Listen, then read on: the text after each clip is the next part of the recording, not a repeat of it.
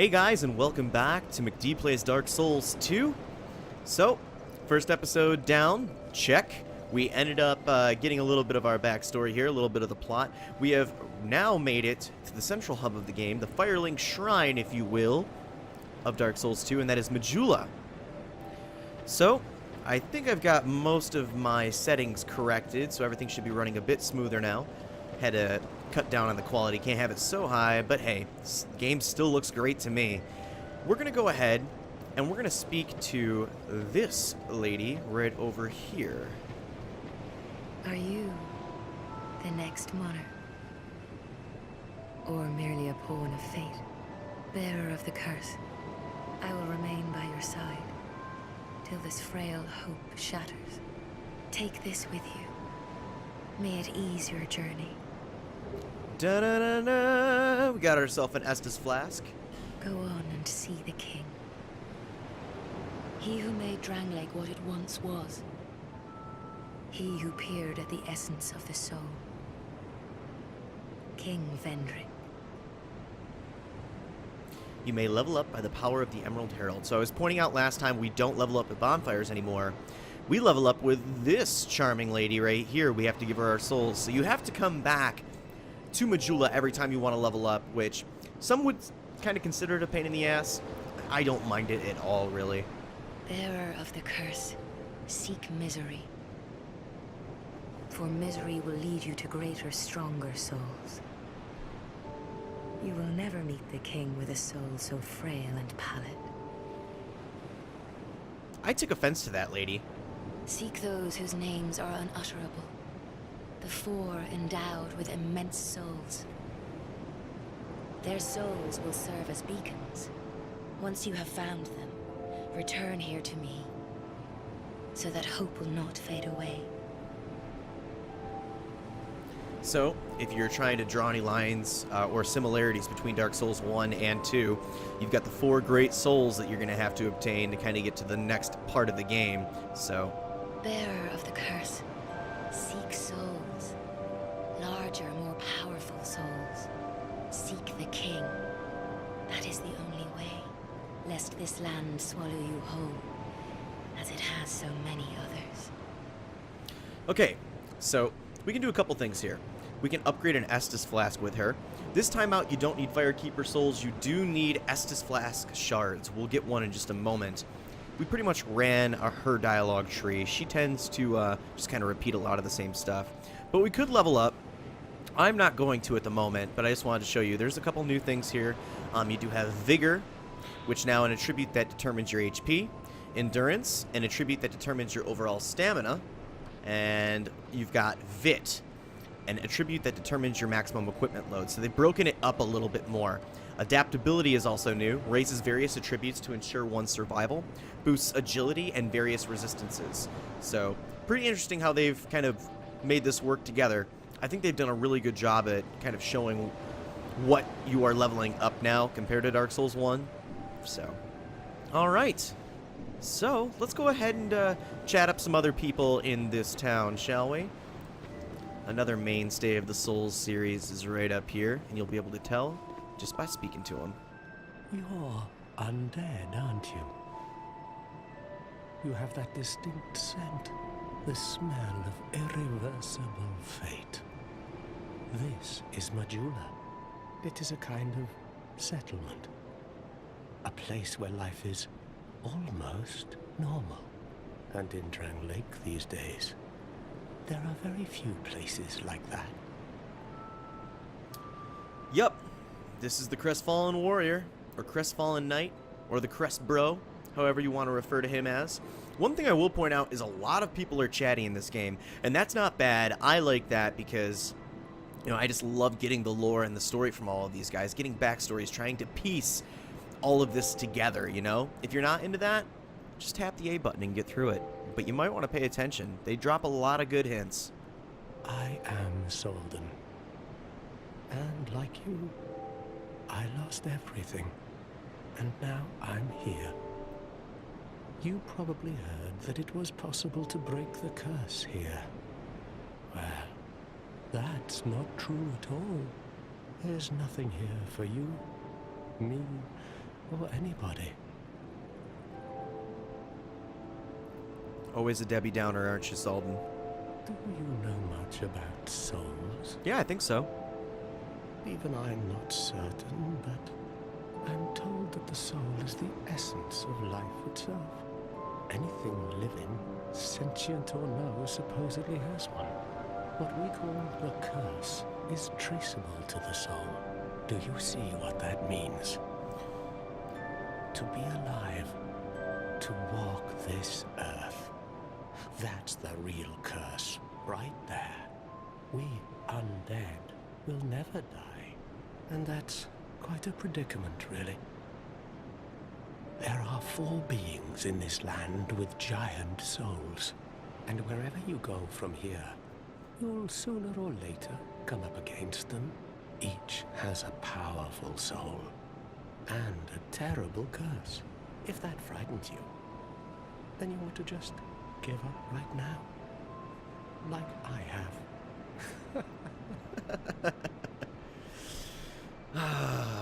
Do you ever cry out for help? Every night. The journey of an undead is long and treacherous. You will face invaders from other worlds at every turn. If you need help, why not proclaim faith in the Blue Sentinels? When you face danger, the Blue Sentinels will come to your aid. Protection is yours, if you wish. You need only accept their kind embrace. So, Way of the Blue Covenant. Our first covenant that we've encountered. We're going to go ahead and join them. I pray to the Blue Bros. We pick up a blue seal for that, of course. That is a wise decision. People are weak, but the Blue Sentinels watch over us in their benevolence.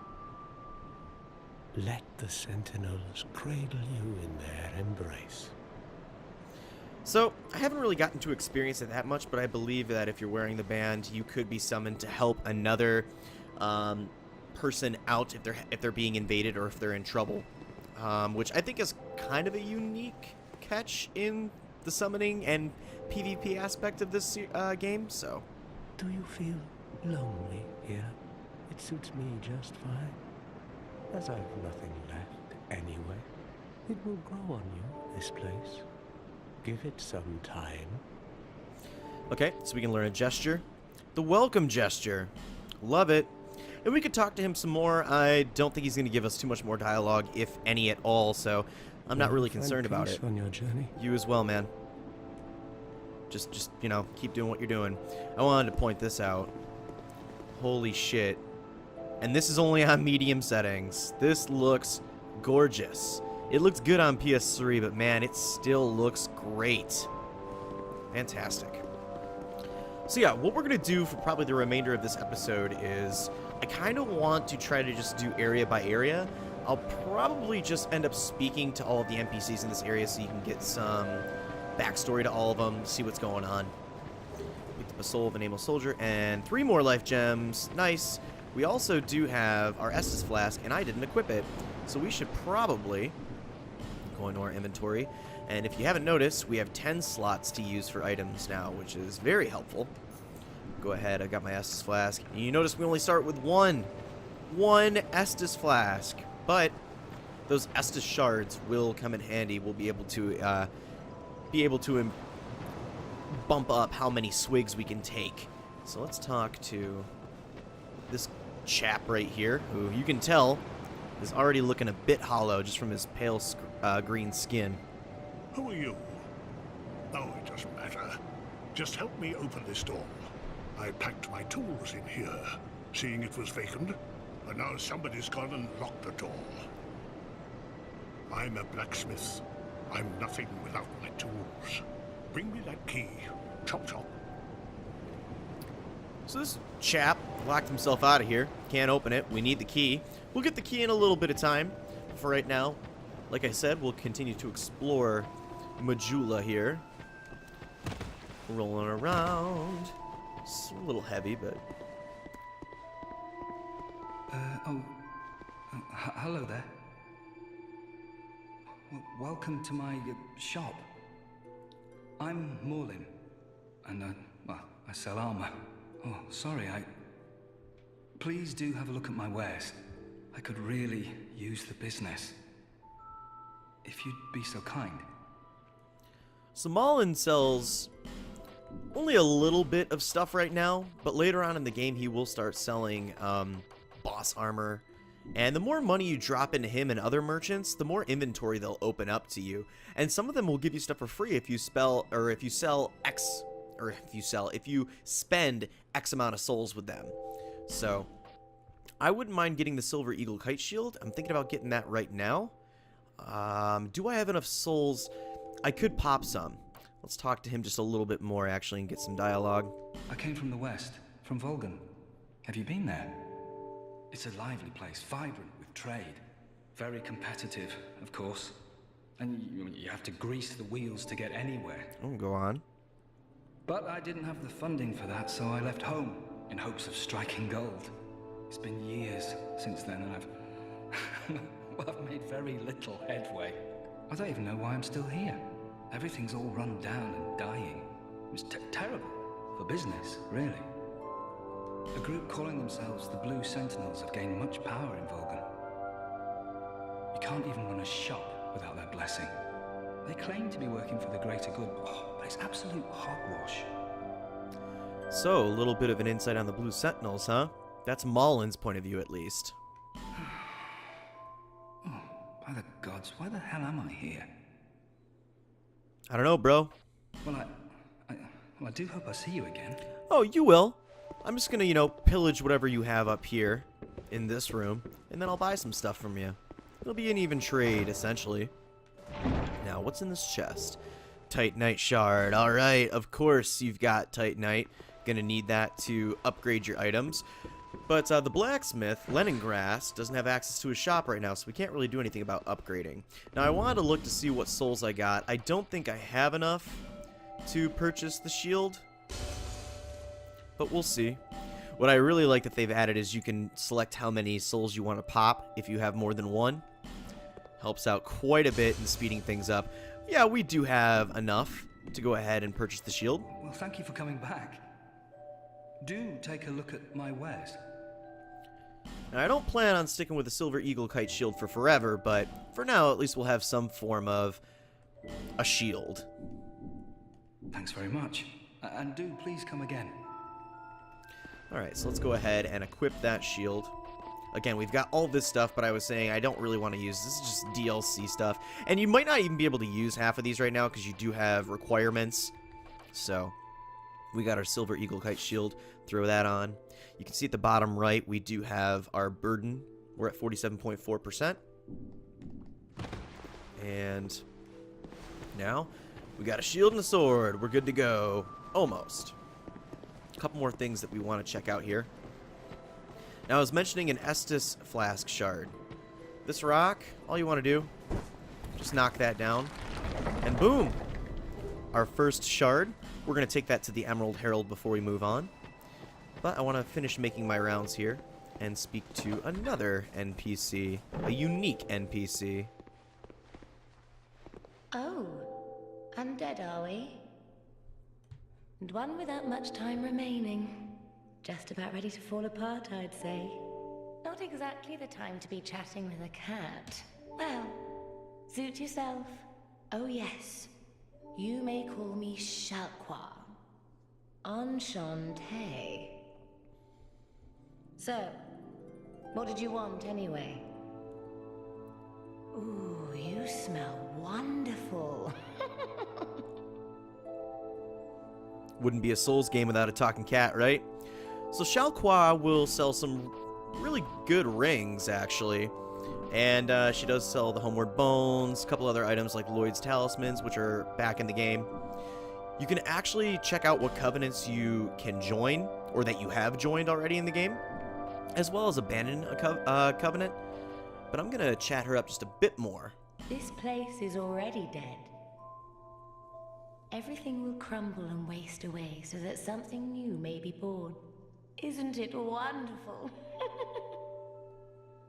This place is fascinating. We receive only the most peculiar visitors. Folk like yourself. It's enough to keep even a cat amused. That laugh. Fucking funny. Are you going to see the old ones? Those four who have grown so incredibly ancient. They must have sprouted quite a thick coat of moss by now. For heaven's sake, no one even knows their names anymore. Imagine that. Yes, nothing like yourself, for you have a most pleasant scent that grows nicer with each passing day. 4 old ones. Probably referring to the 4 great souls that we're going to be going after. Have you made friends with the man by the sea? Mm-hmm, I have. He's lost everything. Absolutely everything. The only thing he's good for now is a few tidbits on covenants. Covenants are a type of, well, contract, you might say. You give something to gain something. That's the way humans like it, right? It might be just the thing you need. But what does a cat know? Alright, I think that's pretty much the extent of her dialogue. Nothing suited you, I presume? Not yet. Well, that's dismaying. Alright, so only a couple more things to do in Majulah here. Pick up a life gem. There's another covenant that we can join here too. One that some players are probably going to start using right off the bat because they're insane. I'm going to join it for a second, but I'm going to abandon it at Shalqua in just a moment. I wanted to show you guys where it was, along with another Homeward Bone, a set, a bundle of Homeward Bones. This is the Victor's Stone. We can enter the Covenant here. This will set you upon an arduous path. Okay to join this Covenant? Sure. Are you prepared to join this Covenant? I said, yeah, come on, man. Abandon your Covenant and join the company of champions? Sure. They ask you 3 times.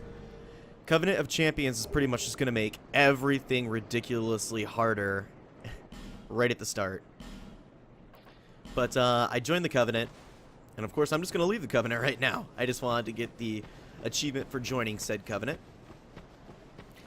And I don't know if I've mentioned it before, but top left near your health and endurance, you do have what covenant you currently belong to, just for reference. Oh. Who are you again? No, I'm not serious. You do have a rather pleasant scent.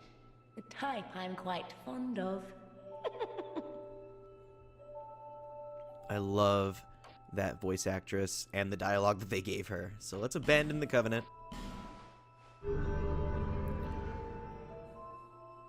We would have to speak to Satisfied? the Crestfallen again to join the Blue Sentinels, but I don't really care about being in any of that right now. I think we pretty much covered everything. Let's go ahead and speak to the Emerald Herald once more and upgrade our Estus Flask shard. Bearer of the curse, seek souls, seek the king, lest this... She didn't give me the dialogue usually for that, where she's like, is that a shard you found? But, alright. So, we've got 2 on our Estus Flask now. We're only maybe, we got like 10 minutes to go. I think we could just get it underway. You know, we'll start doing the first area. There is a bonfire right at the start of it, so I think we could just make it to there and we'll be good. But first, there was an item that I was alluding to last episode. Go right over here. Look carefully. I am. So, we're just going to kind of edge off a bit. And be careful. If it's a high enough drop, your character will automatically roll. So, you want to kind of plan where you plan on rolling after that. Right here, it's not too bad, but there is an item over here. Morning Star and a Cleric's Sacred Chime. Why is that right there? Why is there a dead body with that stuff right there? I did it. Who did it? And we also have binoculars. So just in case you want to be a peeping Tom in the area up ahead, you can use those. So you follow this path and it's going to drop us right back out here. And this is the first place that we want to head into. So we're going to move through here. I believe this is the first area I want to go to. One would hope. If I'm wrong, I'm going to be a little irritated. But at least we're going to show some items along the way. We got rusted coin. And I think this is not the area we want to go to. But let's try it anyway. Pull this open. A lot of people are going to miss this switch. One of my friends did at the beginning. Just make sure that you pull on this, and this door is going to open right up.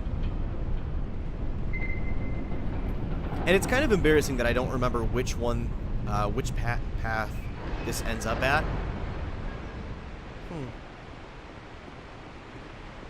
Nope, this is the correct way. This is where I wanted to go. And it's starting to get a little choppy again, but I think what that is it's loading the area for the first time. So I'm not too concerned. You can head down this board right here. And you have another chest. Inside this chest will be another human effigy. And they're kind of teasing you right here with another item. You don't want to try to jump to that. Of course, if you fall anywhere around here, you're going to end up dying. So let's head back up the plank. Through this area. And we are going to be heading into the Forest of the Fallen Giants. Our first main area. If you turn around and head up this way, up this waterfall, up this like waterfall-y kind of path, this stream, if you will, there's the item. Go ahead. Homeward Bone, Soul of the Lost Undead. Much easier to obtain that than trying to jump. And there's already summon signs. I'm loving it. I'm loving it. Swagman. Sorry, Swagman. I'm going to do a bit of this on my own for now. Maybe later. So, we're already coming across some hollows here. See if we can parry him. Unsuccessfully. Dropping a throwing knife. Throwing knives are awesome in this game. They will really help out in a bind. And of course, my parrying needs some serious work. Let's go ahead and kind of peek over this area. What's going on, fellas? Aggro two more of these guys. A little short on the uptake right there. And I'm going to use an Estus Flask. Let's just try parrying again. There we go. And I did it way too fast. That's another part of the parrying. They're going to fall a little bit, and you want to actually wait a bit before you try to counterattack. So you saw that I just hit him normally, but you heard the when I landed the parry correctly. Now, there is an item over here. Life gem. And there is a bonfire. Let's go ahead, light this guy up, sit down and rest a bit. And that's going to do it for this episode, guys. Thank you very much for hanging with me here during a dialogue-heavy one, but all the same, if you enjoyed the video, make sure you like and comment on it, subscribe to the channel if you haven't already, and I will see you guys next time.